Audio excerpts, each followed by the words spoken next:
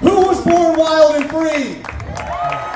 Who still is wild and free? I am wild and free. I'm a humanimal. I'm enacting the story of a person. I am not enacting the story of a culture. And that's what we're doing here. That's what this building is about. That's what those buildings are about. And you know what we're talking about today is industrial food. Who thinks industrial food sucks? I love these questions because you have to say yes. Who thinks GMOs suck? But it's genetically modified organisms, right?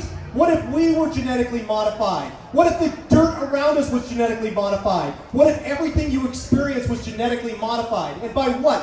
What creature, what thing could do this? Fossil fuels could possibly do this. How do we power this vision? In 1860, before the Industrial Revolution, there was 1 billion people on this earth. And the carbon in our atmosphere sat at 280 parts per million. And then we spin the wheel, and we start building things, and we start finding oil, and using oil. And now, there's 7.2 billion of you, and I love you all! But 6 out of 7 of you have to go if we have a chance to survive. And that's the deeply malevolent story I'm telling. But again, I love all of you, and I love humanity, I love this culture, but only if it can turn back to a balance with the land. And part of that is recognizing what makes us. And it's the fossil fuels, it's the carbon, it's the power that drives us around. It's not just Monsanto, it's the John Deere tractors that long ago drove all the farmers off the farms and into the cities to be slaves in cubicles. And we have to be accountable to that. There's genetically modified everything. And we're here to stand against Monsanto. But we need to know what powers that. And that's the thing that Chickenfoot Ranch and Activist Center wants to talk about. I'm a proud part of it. Karen's a better part of it. I'm also part of the Fresh Juice Party, who's part of Chickenfoot, and we'll be playing a little bit later. But the message throughout all of it is be wild and free. Don't be the creature that was told when you were born that unlike a squirrel, you don't know how to be a human. You know how to be a human. Squirrels know how to be squirrels. The forgetfulness that we have, it forces us to go through an education system that is training us not to be a free-thinking, creative spirit. And that doesn't mean teachers aren't awesome, by the way.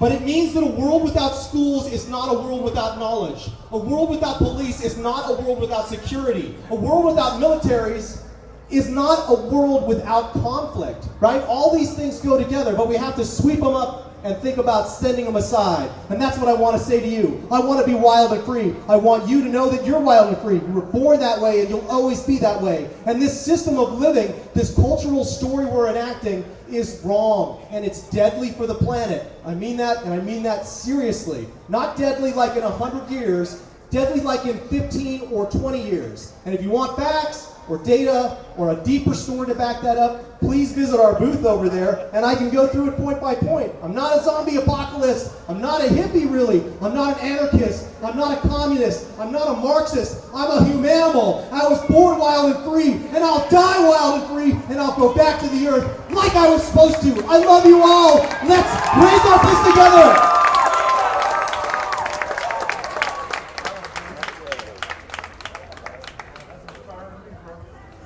Jordan, for your inspiring work, like always. Jordan is such a quite shy guy. But man, is he an excellent drummer. Right, an animal drummer. He's an animal on the drums. Pure animal. I'd like to introduce Bob McFarland. Bob is just an incredible guy. He's the president of the California Grange, extremely progressive, and extremely supportive, and had a guiding hand in the bill SB 1381 to label genetically engineered food that sits in this house over here. So without further ado, Bob McFarland. Thank you, Bob. How about a hand for Bob here? I haven't heard any applause for him.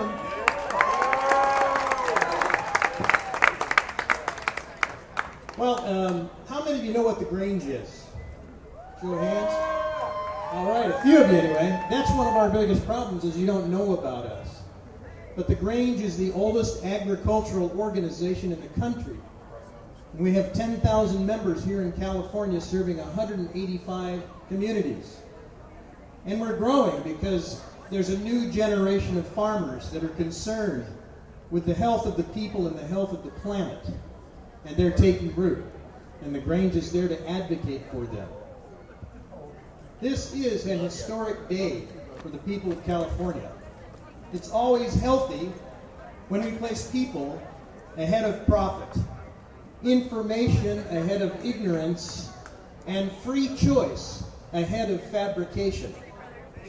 We have a right to know what's in our food. Just imagine if the apple that the witch gave to Snow White had been labeled. We'd still have the happy ending, but we wouldn't need the prince, would we? Anthropologists tell us that we started walking erect 6 million years ago so that we could rise above the tall grass on the savanna and see if there were predators lurking nearby ready to eat us. And 6 million years later, Monsanto wants to get us back on all fours, and they're the ones that are hiding in the grass. Of course, it's not possible that modern humans get back on all fours because we need our hands free now to text on our iPhones. We teach our children to look both ways before they cross the street. But on the corner, Monsanto is handing out blindfolds. Imagine in the middle of the night if there was a knock on your door, and you went to the door and you thought, well, who could that be? That could be Santa Claus, or it could be Charlie Manson. Are you going to just throw open the door? No, you're going to ask who's there. Monsanto doesn't want us asking who's there. There are certain human rights that are inalienable, and one of those rights is the right not to be stupid. 6 million years ago, Mother Nature gave us the basic instinct for survival, and 6 million years later, Monsanto is screwing with Mother Nature to remove that instinct. Monsanto has made all of us guinea pigs, and it doesn't matter if human beings are being harmed by their experiments, just so long as they can make a buck. If you go on the Monsanto website, I went on there this morning and I found this, I thought it was interesting. It says, Monsanto is working alongside of farmers to make agriculture more sustainable. Yeah. Yeah. It's on their website.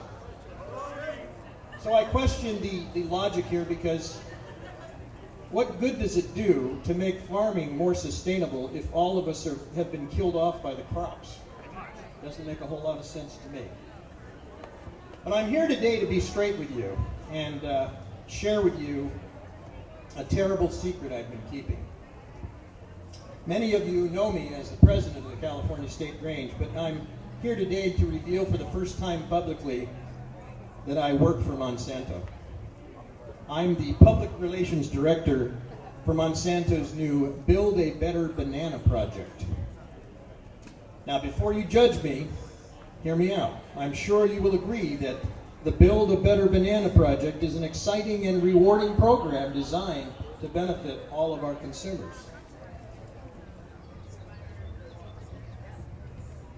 Mankind has long suffered from Mother Nature's flawed design of the banana.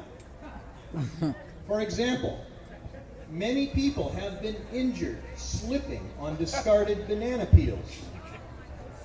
Monsanto is developing a slip-free banana peel, genetically altered with Velcro. So in the near future, banana peels will not only be safe to walk on, you'll be able to use them to hang pictures. Of our new BioNana Designer series, some of our products are quite impressive. For example, we've developed a banana that can be worn by hikers and joggers, and we call it the Bandana Nana. Another product we're developing is the Bummer Nana that will help people coming down from a bad trip.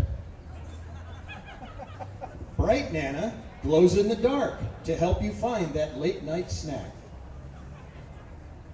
How many of you been to Taco Bell to try out our new Nacho Nanas, a banana with a zesty jalapeno cheese sauce in the middle? And finally, and this is a favorite of the Monsanto executives, we are partnering with the makers of Viagra to create a banana that stays firm. Brothers and sisters of the earth, mothers and fathers of our children, stewards of our futures, we have the right to know what we put in our bodies, where it comes from, and how it's produced. Stand together, stay the course, and never give up. Thank you.